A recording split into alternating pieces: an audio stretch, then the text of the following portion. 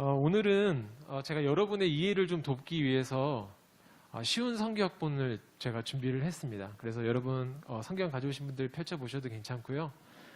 그리고 펼치실 때 이제 앞에 화면을 보시면서 읽으시면은 조금 더 이해가 되실 것 같아요. 그래서 제가 앞선 내용들 다 설명드리기 좀 어려워서 쉬운 성경학본을 준비했으니까 여러분이 보시면서 같이 읽으시면 될 것 같습니다. 저와 여러분이 한 절씩 번갈아 가면서 읽도록 하겠습니다. 제가 먼저 16절 읽도록 하겠습니다. 우리가 로마에 도착했을 때 바울은 그를 지키는 군인 한 사람과 함께 혼자 지내도 된다는 허락을 받았습니다.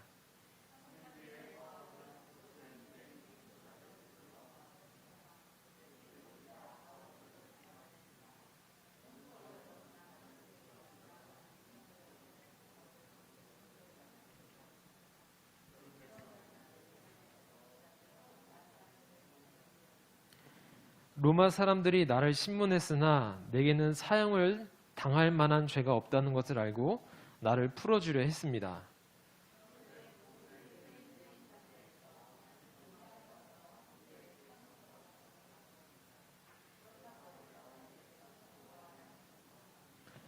이런 이유로 여러분을 뵙고 말씀드리고자 오시라고 했던 것입니다. 내가 이렇게 사슬에 매인 것은 이스라엘의 소망 때문입니다.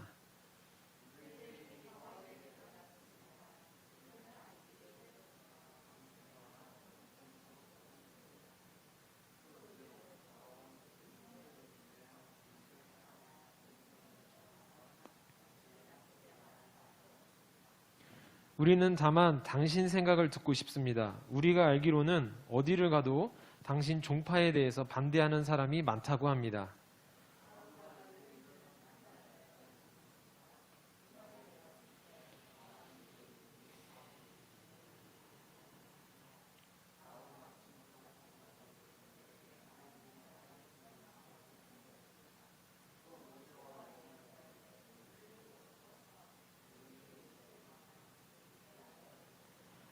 바울의 말을 믿는 사람들도 있었지만 믿지 않는 사람들도 있었습니다.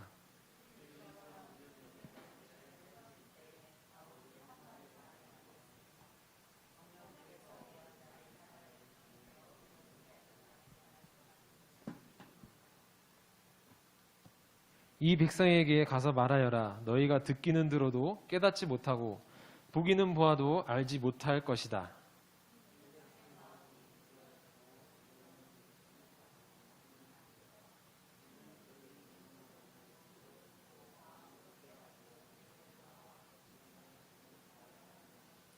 그러므로 여러분은 하나님의 이 구원이 이방인들에게도 전파되었다는 것을 알아야 합니다.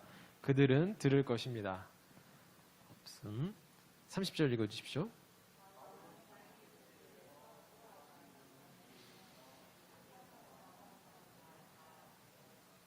마지막 같이 읽도록 하겠습니다. 그는 담대하게 그리고 아무런 방해도 받지 않고 하나님의 나라를 전하고 주 예수 그리스도에 관해 가르쳤습니다. 데이처치 아멘. 네, 오늘은 변치 않는 신앙인의 삶이란 제목으로 오늘 여러분과 함께 말씀을 나눠보려고 합니다. 벌써 8번째 시간이 되었습니다. 제가 성경이 어떻게 우리에게까지 흘러왔는지 그 경로에 대해서 여러분과 함께 말씀을 나누자고 이야기했던 게 추운 겨울이었어요. 1월 달에 시작을 하게 되었는데 벌써 지나다 보니까 저희가 반팔, 반바지를 입고 돌아다니는 이 한여름이 되었습니다.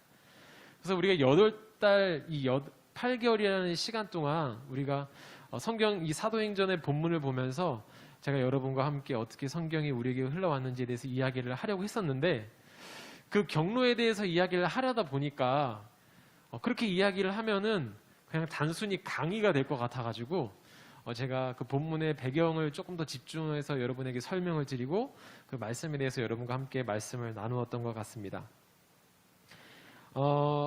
오늘은 이제 마지막 시간으로 이 사도행전의 마지막 구절을 제가 좀 골랐어요. 그래서 이 말씀을 묵상하고 또 여러분과 함께 말씀을 나누기를 원합니다.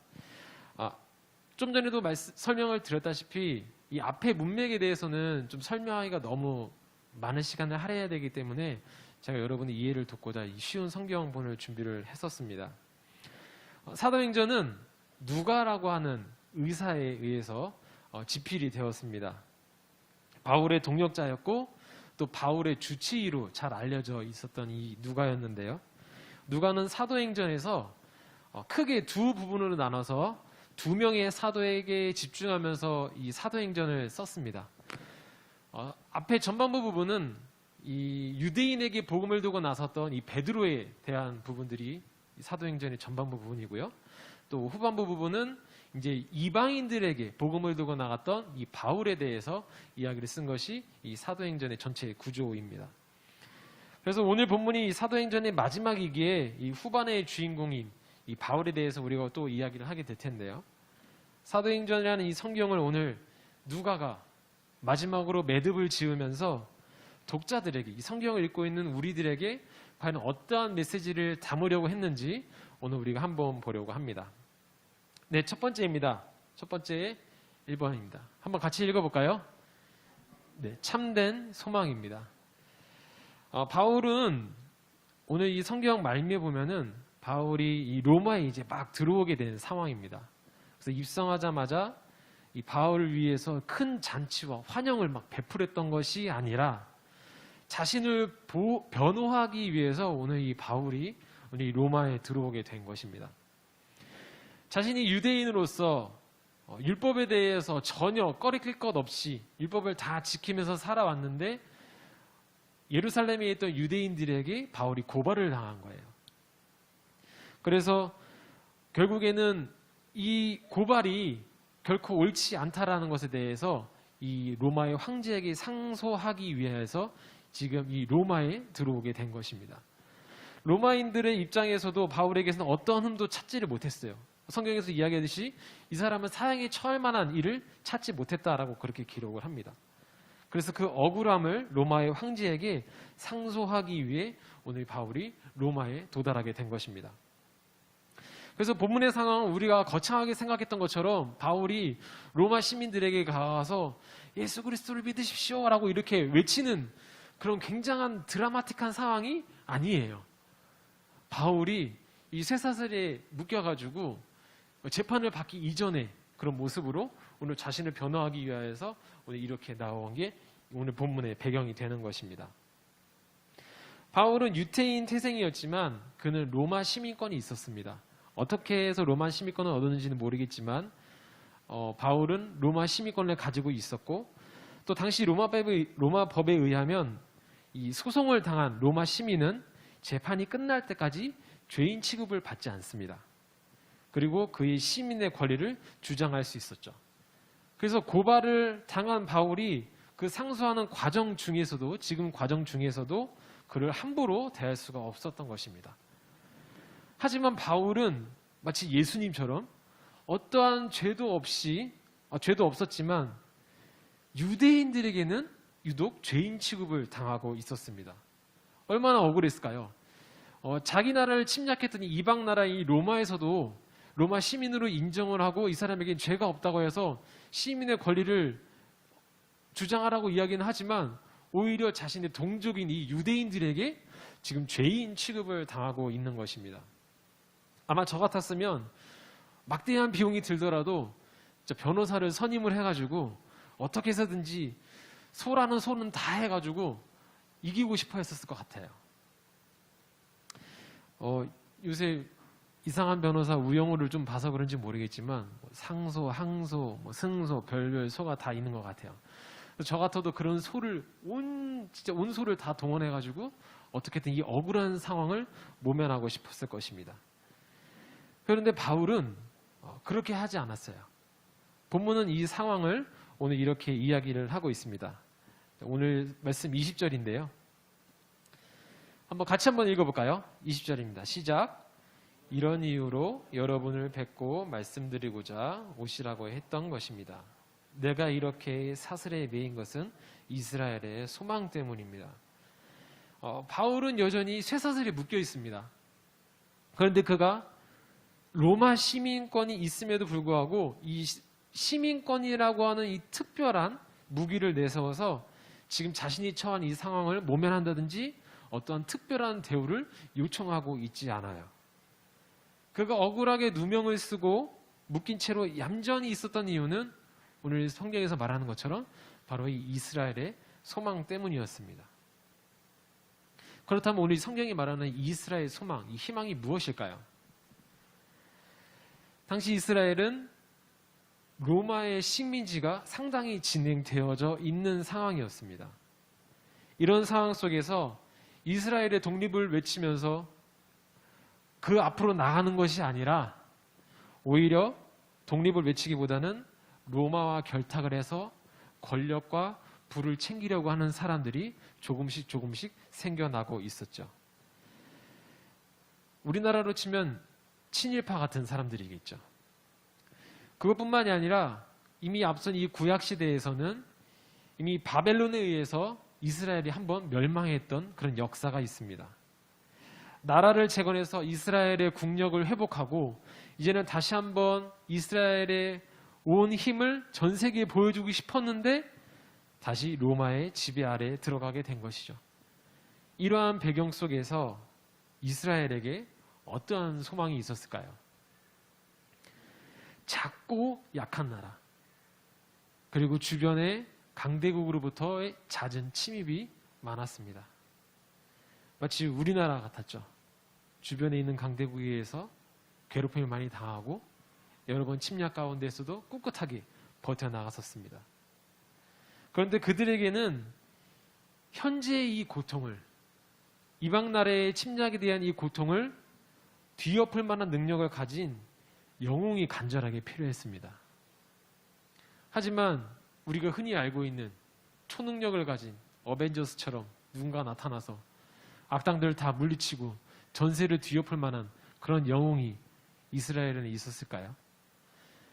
있을 리가 만무했습니다. 눈을 씻고 찾아봐도 그런 영웅은 나타나지 않았죠. 그런데 바울은 오늘 성경에서 말하기를 오늘 소망, 희망이라고 그렇게 이야기를 하고 있습니다. 이스라엘 백성들에게 남은 것은 바로 이 긴 역사 속에서 함께 하셨던 하나님의 약속만이 그들에게 남아 있습니다. 이스라엘을 구원해줄 그 메시아라는 것이죠. 이들을 구원으로 인도해줄 그 메시아가 이들에게 유일하게 남은 큰 소망이었습니다.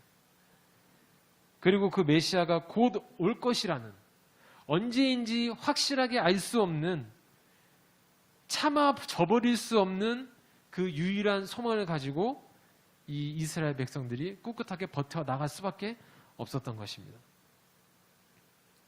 이스라엘에게 있어서 남아있는 이 유일한 소망은 바로 그들이 십자가에 못 박았던 예수 그리스도이시죠. 바울은 이 이스라엘의 마지막 희망인 이 예수 그리스도 때문에 오늘 이 쇠사슬에 묶인 채로 자신의 유익인 시민권을 드러내지 않고 있는 것입니다. 바로 예수 그리스도를 로마에서 전해야 됐기 때문이죠. 시민권을 행사해서 자신을 고발했던 이 유대인들에게 복수를 해줘서 아주 시원하게 복수를 해주고 싶은 마음도 아마 굿들 같았을 것입니다. 하지만 바울은 지금 이 로마에 있는 시민들에게, 그리고 로마에 있는 이 유대인들에게 바로 유일하게 남아있는 예수 그리스도에 대해서 이야기하기 위해서 그는 그 모든 것을 포기하고 손에 쇠사슬이 묶인 채로 머물렀던 것입니다. 바울에게는 이 포박에서부터의 자유, 그리고 특권을 행사할 수 있는 그 시민권보다도 자신이 누릴 수 있는 그 어떤 것보다도 마지막 희망인 이 예수 그리스도를 전하는 것이 더 큰 유익이라고 확신했습니다. 그렇다면 저와 여러분에게 있어서 큰 희망, 큰 소망은 무엇입니까? 저와 여러분이 가지고 있는 그 어떠한 것보다도 더 큰 희망, 저와 여러분에게는 어떤 것이 그렇게 큰 희망이 될 수 있을까요? 제가 한 달 전 설교에서도 여러분에게 소망에 대해서 한번 얘기를 했었습니다. 여러분의 진짜 원하는 소망이 무엇인지 한번 진지하게 생각해 보라고 얘기를 했었죠. 그래서 저는 날고 싶다는 소망이 있어서 드론을 날렸던 이야기를 했던 거 여러분이 기억을 하실 거예요. 그래서 드론 이야기 하니까 제 얼굴이 밝아졌던 것도 여러분 아마 기억을 하실지도 모르겠습니다. 다시 한번 여러분에게 물어보겠습니다. 여러분에게 있어서 가장 큰 희망이 무엇입니까? 아멘. 네. 우리 또 지혜 씨가 예수 그리스도라고 얘기를 해주셨습니다. 사도행전을 기록한 누가는 마지막 이 본문 28장에 바울이 그 어떤 것보다도 이스라엘의 희망을 포기하지 않았다라고 그렇게 기록을 했습니다. 이스라엘의 희망이 그저 뜬 구름 잡는 얘기가 아니라 어떤 한 사람이 그가 가졌던 가장 큰 가치를 외면하면서까지 오직 그 희망만이 유일하고 오직 그 희망만이 유효하다고 오늘 바울이 이야기를 해주고 있습니다. 저와 여러분, 우리에게 그 이스라엘의 희망이 동일하게 유효하기를 축복합니다. 내가 가진 그 어떤 고귀한 것보다도 난 이것만 있으면 돼 라고 생각하는 그 어떤 것보다도 이스라엘의 희망이 우리 안에 깊숙이 뿌리 박아서 어떤 유혹과 고난 속에서도 흔들리지 않는 믿음의 거대한 나무들로 되기를 예수 그리스도의 이름으로 축복합니다. 그런데 왜 이스라엘은 그 유일한 유효한 그 희망을 저버렸을까요? 유일하게 남은 단 하나의 희망인데 왜 그들은 그 희망을 외면했던 것일까요? 오늘 성경이 말하기 이렇게 이야기를 하고 있습니다. 듣기는 들어도 깨닫지 못하고 보기는 보아도 알지 못한다고 그렇게 이야기를 하죠. 이스라엘 백성은 그 희망에 대해서 관심이 없었습니다.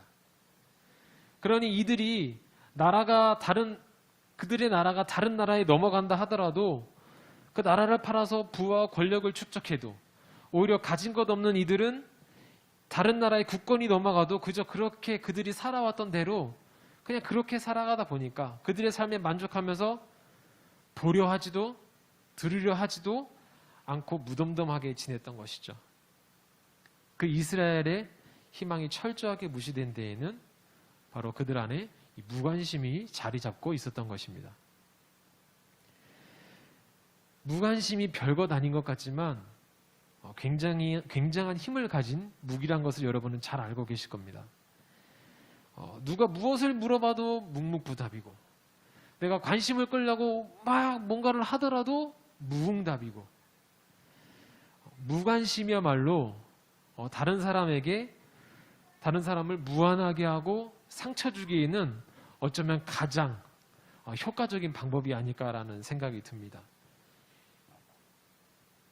지금 시대에는 이런 무관심이 굉장히 팽배해진 시대죠.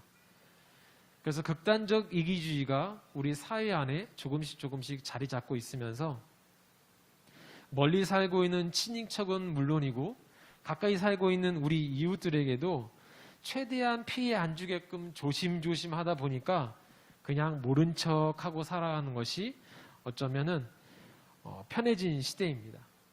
그래서 이제는 무관심이 에티켓이고 매너이고 삶의 하나의 방식으로 자리를 잡았습니다. 그런데 이 무관심이 단연 우리 이웃에게뿐만일까요? 어쩌면 하나님과 우리 사이에서도 이 무관심이 자리 잡고 있지 않나라는 생각을 한번 해보게 됩니다. 내가 필요할 때는 하나님의 옷자락에도 정말 붙잡고 끌고 매달리고 정말 붙잡다가 바지춤이라도 내려갈 것처럼 하나님께 기도하고 하나님께 매달리고 매일 찬양하고 말씀 보고 위로받고 하다가도 뭔가 일이 조금 잘 풀리면 내 걱정과 고민, 염려가 조금 사라지면 이제 하나님을 잊어버리게 됩니다. 그리고 마치 없는 사람처럼 취급하기도 합니다. 사실 따지고 보면 없는 사람이죠, 하나님은. 그래서 무관심을 해도 티가 안 나요. 그냥 하나님한테 열심히 기도하고 있어요. 말씀 보고 있어요. 그리고 예배에 잘 참석하고 있어요.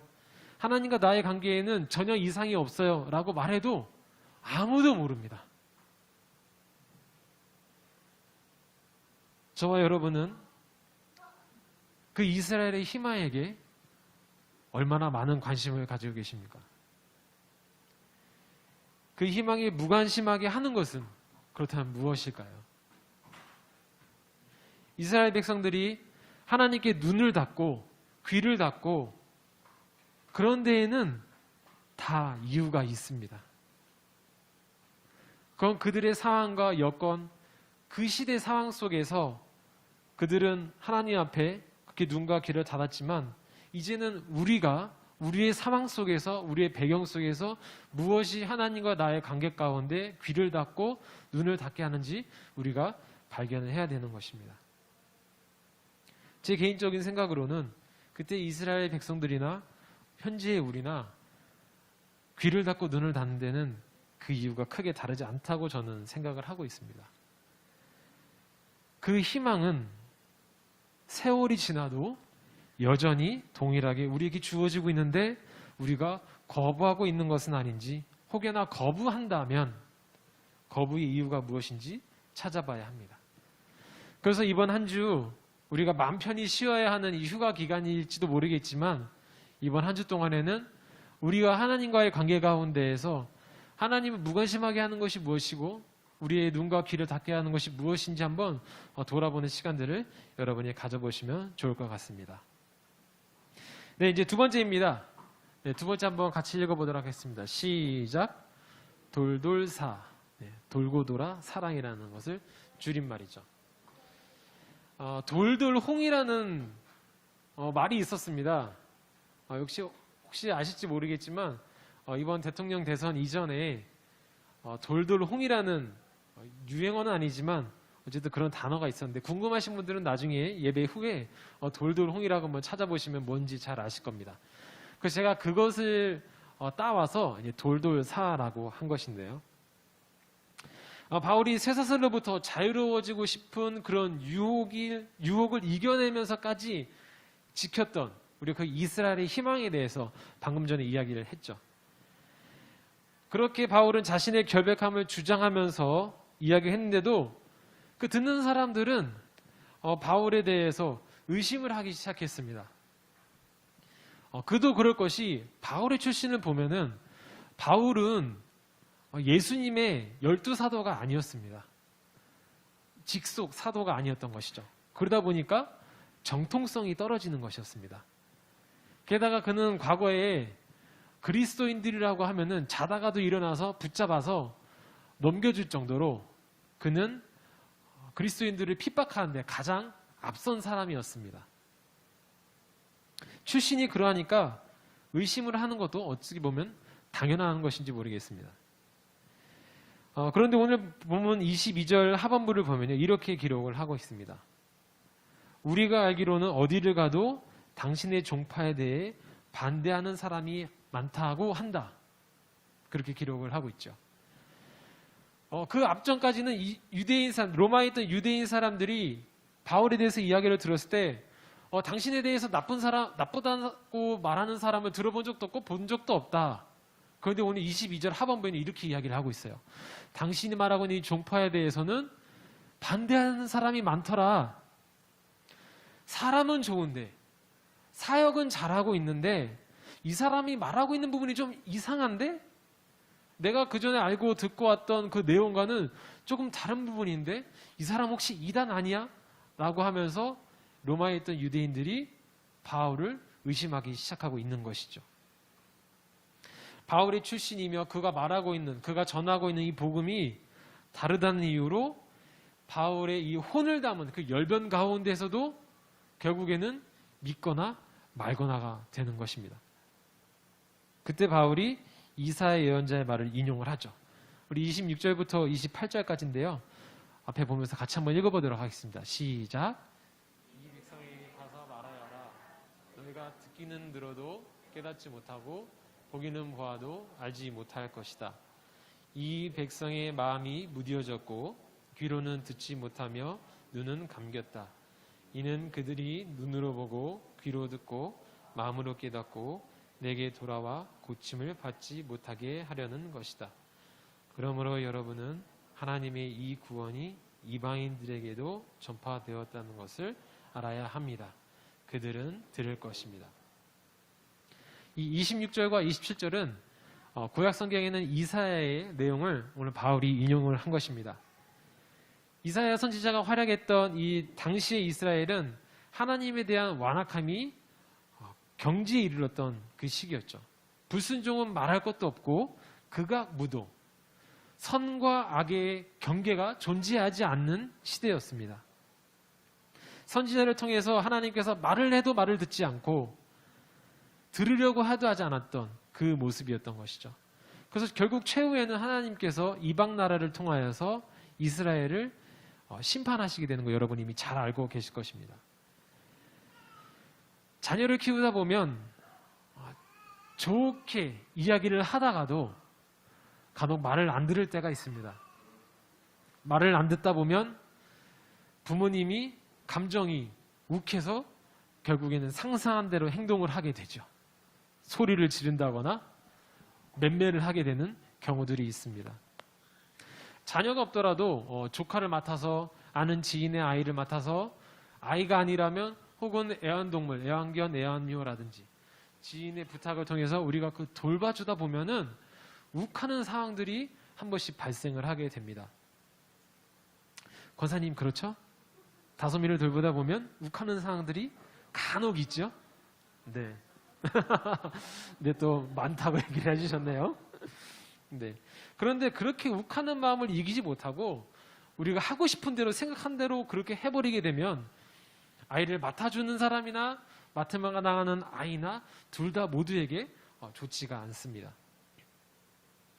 완악함이 가득했던 그 이스라엘의 멸망하는 모습을 보면서 하나님의 마음은 좋았을까요?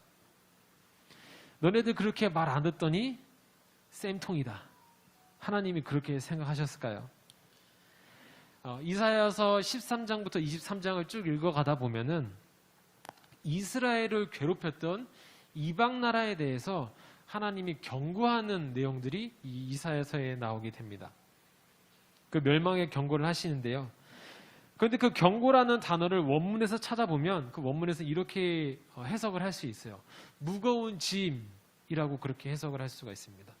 즉 무거운 마음으로 그 예언이 선포되었던 것이죠. 이사야 선지자가 이방 나라의 멸망을 예언하는데 그 예언했던 그 무거운 마음은 바로 그 하나님의 그 무거운 마음을 함께 대언했던 것입니다. 하나님은 이스라엘을 심판하기 위해서 사용했던 그 이방 나라에게도 오늘 그들에게 심지어 돌아오라, 회개하라 라고 말씀하시면서 그들에게도 구원을 약속해 주십니다. 그런데 하물며 하나님께서 친히 선택하신 이스라엘 백성들은 어땠을까요? 바울이 이사야의 말을 빌어서 말한 것은 유대인들에게 이제는 구원의 길을 닫아버린 것이 아니라 바로 하나님을 돌아선 유대인들에게 구원에 재참여하게 하려는 하나님의 섭리가 그 안에 담겨져 있는 것입니다. 그 내용이 로마서 11장에도 표현되어져 있습니다. 우리 로마서 11장 1절과 2절인데 11절하고 12절인데요. 이 부분도 여러분의 이해를 돕기 위해서 제가 쉬운 성경으로 좀 준비를 했습니다.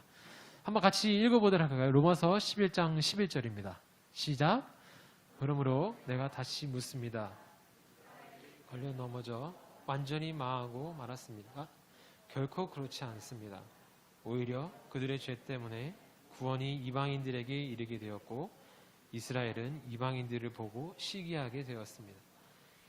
이스라엘의 범죄가 세상에 풍성한 복을 가져다 주었고 이스라엘의 실패가 이방인들에게 풍성한 복을 가져다 주었다면 이스라엘 전체가 하나님 앞에 돌아올 때 그 풍성함은 얼마나 더하겠습니까? 하나님의 경고는 이 세상의 모든 피조물을 사랑하시되 특별히 더욱더 사랑하셔 선택하셨던 그 이스라엘을 잊지 않으시는 더없이 특별한 사랑입니다. 이스라엘 백성들을 유기에서 버리고 남몰라라고 잊어버리고 또 그들을 심판해서 다시는 안 볼 것처럼 우리가 성경을 읽은 것 같은데 그 안에는 하나님의 분노와 심판 가운데 바로 이스라엘을 향한 변함없는 사랑으로 가득 차 있다는 것을 우리가 알 수 있습니다. 사랑하는 자녀들, 그리고 내 조카들, 혹은 다음 세대를 이끌어가는 우리 자라나고 있는 우리 어린아이들이 다른 길로 가고 있는데, 분명히 저 길로 가면은 망하는 것이 뻔히 보이는데, 여러분들은 그 사랑하는 자녀들을 그냥 두실 수 있을까요? 그 작은 몸에 이 새끼 손톱만한 작은 멍이 든다 할지라도 때려서라도 그 아이들을 옳은 길로 인도해야 되는 것이 우리 어른들이 해야 될 일 아닐까요?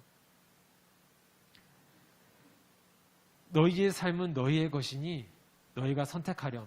나는 그 뒤에서 너를 도와주겠다 하고 그냥 먼 발치에서 바라만 보는 것이 과연 부모가 해야 될 일일까요?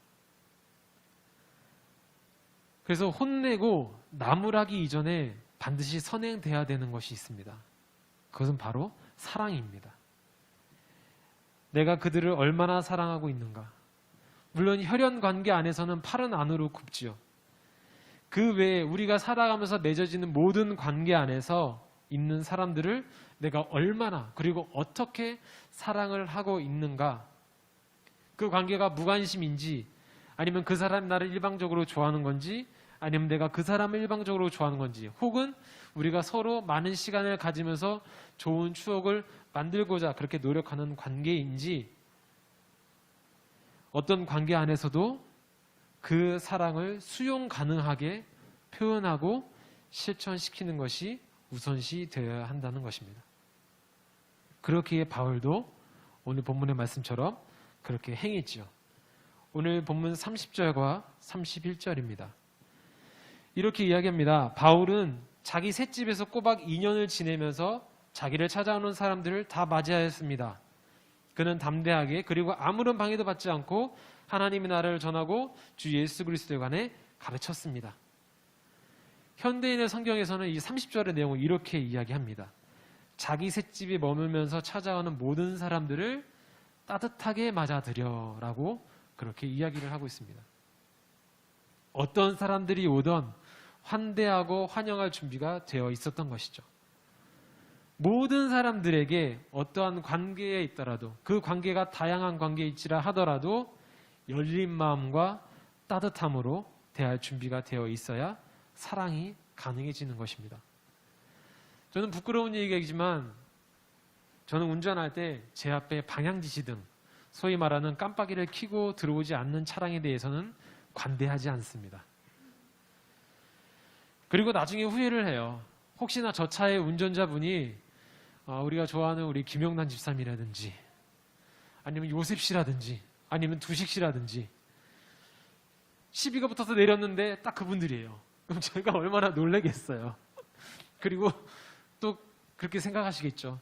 참 목사가 운전을 잘한다, 이렇게 생각을 하실 수도 있을 것 같습니다. 그래서 운전할 때면은 늘 너그러운 마음을 가지려고 부단히 애를 씁니다. 고린도전서 3장 5절에서 8절 말씀을 한번 보도록 하겠습니다. 한번 같이 읽어볼까요? 네, 읽도록 하겠습니다. 시작. 그런즉 아볼로는 무엇이며 바울은 무엇이냐? 그들은 주께서 각각 주신 대로 너희로 하여금 믿게 한 사역자들이니라. 나는 심었고 아볼로는 물을 주었으되 오직 하나님께서 자라나게 하셨나니, 그런즉 심는 이나 물 주는 이는 아무것도 아니로되 오직 자라게 하시는 이는 하나님뿐이니라. 심는 이와 물 주는 이는 한 가지이나 각각 자기가 일한 대로 자기의 상을 받으리라. 씨를 뿌리는 것도 물을 주는 것도 그 모든 행위는 관심이 있고 사랑하기 때문입니다. 이번 한 주는 내가 어떤 마음으로 내가 진심으로 사랑하고 아끼는 사람들에게, 또는 별 관계가 없는 사람들에게이라 할지라도 그들에게 내가 어떻게 하면 사랑을 실천할 수 있을까 한번 생각해 보시면 좋을 것 같습니다. 혹시 알까요? 내가 전혀 무관심하고 있고 저는 나랑 관계가 없다고 하는 사람들에게, 그들에게 이스라엘의 희망에 대해서 이야기를 할 수 있는 기회가 올지도 모르죠. 그래서 이 사도행전의 처음과 이 마지막을 살아냈던 바울처럼 우리도 복음 안에서 또 그 복음으로 복음을 흘려보내면서 사랑과 따뜻함으로 우리의 삶을 살아내시는 우리 대의 가족과 손님들이 되시기를 간절히 축복합니다. 말씀을 마무리하려고 합니다. 네, 찬양팀 준비해 주셔도 괜찮고요. 네, 나연 씨 부탁드리겠습니다. 오늘 말씀은 이 복음에 대해서 나연 씨 뒤에 불을 좀 꺼주셔도 될 것 같습니다. 복음에 대해서 하나님 나라를 전하면서 고군분투했던 그 바울의 모습을 마지막으로 사도행전은 그렇게 오늘 끝이 납니다. 어찌 보면 결국에는 전도구나라고 그렇게 생각할 수도 있을 것 같습니다. 물론 예수님의 마지막 승천하시기 이전에 마지막 지상 명령이었으니까 우리가 그 명령을 따르는 것은 맞습니다. 복음을 전하는 일들을 놓아서는 절대 안 되죠. 그런데 복음을 흘려보내주고 또 구원에 대해 알려주는 것에 대해서 앞서야 하는 전제가 있습니다.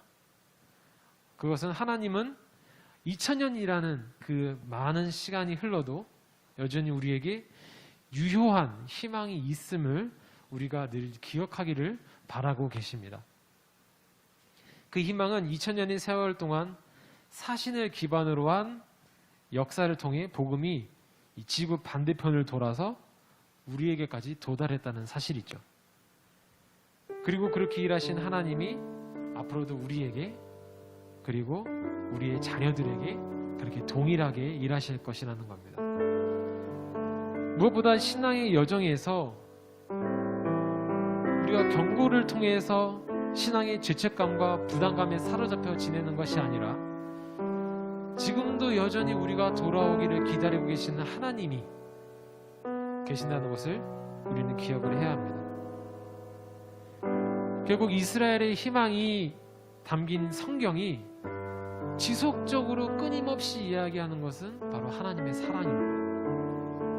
결론적으로 우리는 하나님께서 쓰신 그 로맨스 소설을 읽고 있는 것이죠. 이상한 변호사 우영우도 종방이 되면 이순신 장군의 업적을 보여주고 있는 이 한산이라는 영화가 막을 내린다면 우리의 관심에서 잊혀질 것입니다. 2022년 연말 시상식에서 드라마 부분에서 이상한 변호사 우영우란 드라마가 있었지 라고 하는 시간이 오겠죠.